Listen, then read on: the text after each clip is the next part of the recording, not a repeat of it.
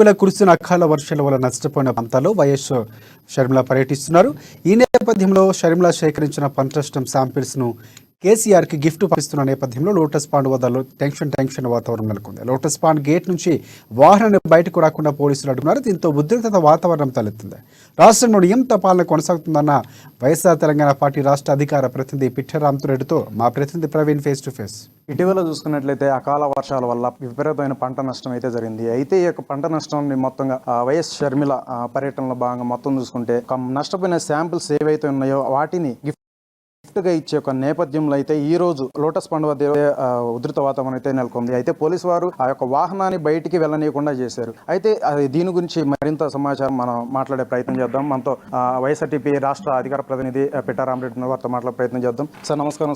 Sir చెప్పండి, ఇప్పటికే నష్టపోయిన ఒక పంట శాంపుల్స్ ఏవైతే ఉన్నాయో అవి కేసీఆర్ గిఫ్ట్గా ఇస్తాను అని చెప్పేసి ఒక నేపథ్యంలో చూసుకున్నట్లయితే ఆ యొక్క వాహనాన్ని బయటికి వెళ్ళి తీసుకెళ్లే నేపథ్యం పోలీసులు అడ్డుకున్నారు. మనం గతంలో కూడా చూసుకున్నట్లయితే ఇలాంటి గతంలో షర్మిల గారు ఏ కార్యక్రమం చేపట్టినా సరే పోలీసు నుంచి ప్రభుత్వం నుంచి ఆంక్షలు వస్తున్నాయి. సో ఈ నేపథ్యంలో అసలు ఏ విధంగా చూడవచ్చు అంటారు? ప్రభుత్వం పోలీసు వాళ్ళు కలుపుకొని కావాలని చెప్పేసి మా పైన కుట్రబంతున్నారని చాలా స్పష్టంగా అర్థమవుతుంది. ఎందుకంటే మేము చేసే ప్రతి కార్యక్రమాన్ని కూడా అడ్డుపడుతూ ఉన్నారు. ఇటీవల కురిసినటువంటి అకాల వర్షాలతోటి మరి దాదాపుగా 10 లక్షల ఎకరాల్లో పంట నష్టం జరిగింది అని చెప్పేసి ఉమ్మడి వరంగల్ జిల్లా, ఖమ్మం జిల్లాలో పర్యటించి 3 రోజుల పాటు అక్కడ దెబ్బతిన్న పంటలను పరిశీలించి శాంపిల్ గా కొన్ని మొక్కజొన్నకు సంబంధించినవి కానీ వరికి సంబంధించినటువంటి మొలకెత్తినటువంటి ధాన్యాన్ని కూడా తీసుకొచ్చి, ఎందుకంటే గత నెల మార్చి 23వ తారీఖు నాడు ముఖ్యమంత్రి కేసీఆర్ గారు అదే ఖమ్మం జిల్లా మేము పోయినటువంటి బోనకల్ మండలానికి వెళ్ళాడు. మరి అక్కడ ఏం పరిశీలన చేసి వచ్చాడు? మరి పరిశీలించిన తర్వాత అక్కడ ఉన్నటువంటి మీడియా ముఖంగా కూడా మాట్లాడాడు. నేను ఇక్కడ నుంచి హైదరాబాద్ పోయేసరికి జీవో రిలీజ్ కావాలి,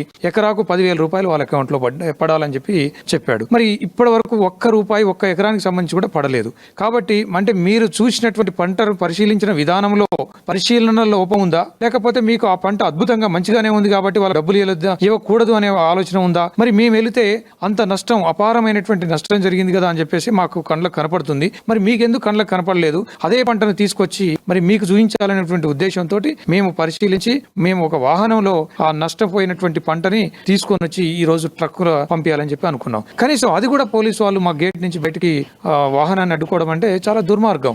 ఎందుకంటే నీవు స్వయంగా వెళ్ళి పరిశీలిస్తే కూడా నువ్వు అమౌంట్ వేస్తా అని చెప్పి వేయలేదు. మరి నీ కళ్ళకు చూపిస్తానన్నా అప్పుడన్నా నువ్వు రియాలిటీకి వచ్చి రియలైజ్ అయ్యి నువ్వు మరి వాళ్ళకు న్యాయం చేస్తావు, పరిహారం అందిస్తావు అని చెప్పి వాస్తవానికి మా నాయకురాలు భావించారు. కానీ మా యొక్క రైతుల పక్షాన మేము పోరాటం చేస్తా ఉంటే అడ్డుకుంటాడు, నిరుద్యోగుల పక్షాన యువత పక్షాన పోరాటం చేస్తుంటే అడ్డుకుంటాడు. ఎంతసేపటికి ఇవాళ బీఆర్ఎస్ ప్రభుత్వానికి కానీ కేసీఆర్ గాని తెలిసిన విద్య ఏంటంటే ఇవాళ రాష్ట్రంలో ప్రశ్నించే గొంతుగా ఉన్నటువంటి షర్మిలమని అడ్డుకోవడమే, అంతకు తప్పి ఇంకోటి ఆయనకు తెలియట్లేదు. ఇలా ప్రజా సమస్యలు గాలికి వదిలేస్తున్నాడు, ఏ ఒక్క వర్గాన్ని పట్టించుకోవట్లేదు. నిన్న మనం చూసాం మరి సకల హంగులతోటి మరి అత్యద్భుతంగా తీర్చిదిద్ది కట్టిన అని చెప్పేసి హంగు ఆర్భాటంతో మరి సచివాలయాన్ని మరి దాదాపుగా 1600 కోట్లు పెట్టి ఖర్చు పెట్టాడు. మరి మంచిగా ఉన్న సెక్రటరీని కూలగొట్టి కట్టాల్సినటువంటి అంత అతి అవసరం అని చెప్పేసి ఎవరు భావించని తరుణంలో దానికైతేనే అంత బడ్జెట్ పెట్టి మరి కూలగొట్టి కడతాడు. ఇవాళ అపారమైనటువంటి నష్టం జరిగింది. ఇవాళ ఇన్ని లక్షల ఎకరాల్లో పంట నష్టం జరిగింది, 1000 కోట్ల రూపాయల నష్టం జరిగింది. వీళ్ళకు నువ్వు అండగా నిలబడి వాళ్ళకు న్యాయం చేయమని చెప్పి అడిగితే మాత్రం ఇది నీకు పట్టదు. ఇదేనా నీ పరిపాలించే తీరు అని చెప్పేసి మేము అడుగుతా ఉన్నాం.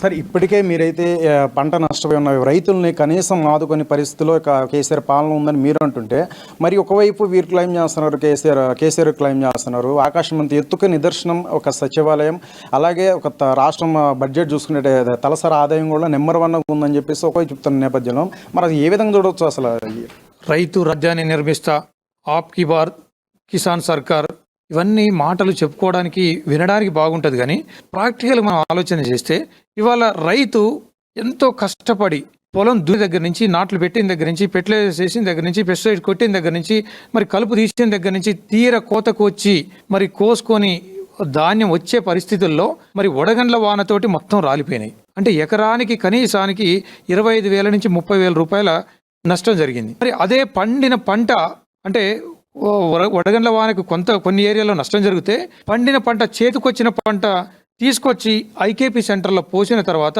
నీవు ఐకేపీ సెంటర్లు ఓపెన్ చేస్తున్నా, 7,000 సెంటర్లు మొత్తం రాష్ట్ర వ్యాప్తంగా ఓపెన్ చేస్తున్నా అని చెప్పి నీవు చేసినటువంటి ఆలస్యానికి అకాల వర్షాలు పడడంతో ఇవాళ ఆ ధాన్యం తడిసి ముద్దయి మొలకెత్తే మరి రైతుకి ఇంత అన్యాయం జరుగుతుంది కదా, ఇంత నష్టం జరుగుతుంది కదా, మరి రైతుకు నువ్వు విన్నుదన్నగా ఎట నిలిచినట్టు మరి సమాధానం చెప్పాలి. అంటే ఒక పక్క వడగండ్ల వాళ్ళతోటి మొత్తం రాలిపోయింది, ఈవెన్ మామిడి కానీ మొక్కజొన్న కానీ వరి కానీ.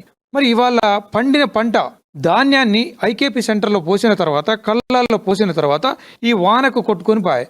మరి అంత పెద్ద మొత్తంలో నష్టం ఉంది కదా, మరి ఆ రైతు ఆ నష్టాన్ని భరించాలన్నా? రైతు అప్పు తీసుకొచ్చి భార్యల మెడలో ఉన్నటువంటి పుస్తల తాడుని బంగారాన్ని తాకట్టు పెట్టి అప్పు చేసి ఇవాళ వ్యవసాయం చేస్తున్నాడు రైతు. ఇవాళ మరి కొట్టుకుపోయినటువంటి ధాన్యాన్ని ఆ నష్టం ఎవరు భరించాలి? అంటే విపత్కర పరిస్థితిలో ప్రభుత్వం ఆదుకోవాలి కదా. దానికి రైతు చేసినటువంటి పాపం ఏంటి, నేరం ఏంటి? ఇవాళ నష్టం జరిగింది, బాధలో ఉన్నాడు, కష్టాల్లో ఉన్నాడు రైతన్న, వారికి భరోసా కల్పించాలి అని అంటే నువ్వు రైతు రాజ్యాన్ని నిర్మిస్తానంటే దాని అర్థం ఏంటి అంటే ఇవాళ రైతుకు కష్టం వచ్చింది, ఈ నష్టం జరిగినటువంటి పంటకు నీవు పరిహారం కట్టిస్తే నీ మాటలకు విలువ ఉంటుంది. నీవు ఎంతసేపటికి మాటల మాయల మరాఠీతోటి మరి కాలం గడుపుతున్నావు తప్పితే ఏ రోజున కూడా నిజంగా సమస్యలపైన మరి దృష్టి కేంద్రీకరించి ఆ సమస్యలను పరిష్కరించాలనేటువంటి ఆలోచన ఏ రోజున చేస్తున్నట్టు కనపడట్లేదు. ఇవాళ రాష్ట్రంలో నిజంగా ప్రతిపక్షం గట్టిగా ఉండి నిన్ను ప్రశ్నించగలిగే పరిస్థితి లేదు అని చెప్పి మరి వైఎస్ఆర్ తెలంగాణ పార్టీ పెట్టక ముందు నుంచి నువ్వు అనుకున్నావు. కానీ ఇవాళ షర్మిలమ్మ ప్రశ్నించే గొంతుగా ఉంది. నీ ఆటలు ఇక సాగు.